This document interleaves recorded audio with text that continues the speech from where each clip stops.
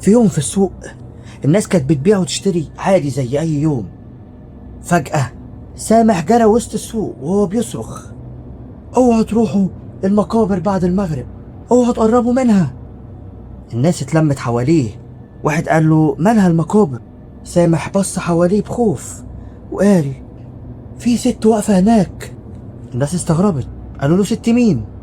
قال لهم: هي لابسة اسود بالكامل وشعرها مغطي وشها، وكل يوم بتبقى واقفة بين القبور وبتقرب أكتر من البيوت، وأقسم إنه شافها وهي بتبص عليه. الناس ضحكت وقالت إن الهلاوس رجعت له تاني. وفي ليلة ولد صغير اسمه كريم كان راجع مع أمه، وفجأة وقف وبص ناحية المقابر. الأم شدته: مالك يا كريم؟ الولد قال جملة خلتها تتجمد في مكانها.